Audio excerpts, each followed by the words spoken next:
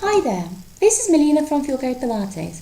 Today I will continue talking about planks and in particular about the position of your head when you perform a plank.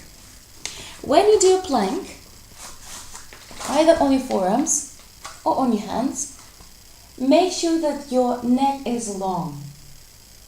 So you're thinking about nodding that chin in ever so gently and lengthening the back of the neck. Because what I often see people do, the head goes down, which affects the rest of their spine, or the head goes up, they shorten the back of the neck, and that creates a lot of unwanted tension in the shoulders, in the neck. So, the very useful tips I'm going to share with you are as follows. You could grab a band or a scarf, place it behind the back of your head, not your neck, and as you tuck your chin in, I want you to press into the band or into the scarf. So if anything, it's a great way to release your neck. So hold it there and release. So notice how long the back of the neck is. So you don't want to overdo it, you don't want to start to curl over and forwards. You want to stay in your straight back. Just gently tuck the chin in and hold. So once you've done this a couple of times, you will get a better idea of what it should feel like when your neck is in neutral. So instead of doing this or this when you do your plank, focus on lengthening the shoulders away from the ears, tucking chin in ever so gently. So you don't need to be looking up or looking underneath you.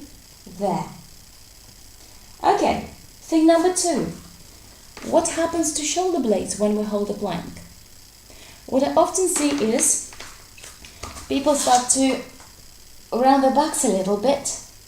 It may look like this if this is your natural alignment, but what we want to achieve is a longer upper back. So it all depends on the position of the shoulder blades. Let me show you something. I'm going to turn my back to you. So notice I've got a t-shirt that allows me to show you my shoulder blades. I'm going to draw my shoulder blades together and then separate them apart. I'm going to draw them together and then separate them apart. Notice that I'm not shrugging my shoulders to the ears. So I'm using the muscles here to draw them together and spread them apart. It might be quite tricky to do if you're sat and there is no feedback into your shoulder blades. So what you could do is you could lie down, float the arms above the chest. I love these are called shoulder drops. So quickly check you're not rounding your back or overly arching, it's somewhere in between. And you're going to breathe in and reach with the arms. Your arms are straight, your shoulder blades are beginning to glide up your back, and then bring them back to start. So breathing in, reach, breathing out, release. Try not to overlift so your head starts to come with you. So lengthen the back of the neck, reach up and then release.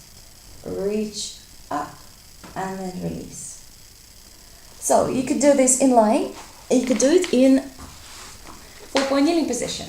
This is tougher, but still worth it. So a little bit of abdominal control, so again we're not sagging through the back or not rounding the back. So think about drawing the tips of the lower shoulder blades together and then spreading them apart. It's a very small movement. The neck again is in neutral position. Elbows are not bending. You're moving your body by using your shoulder blades alone. There. So once you've done this, go back to your plank position and do the same movement here.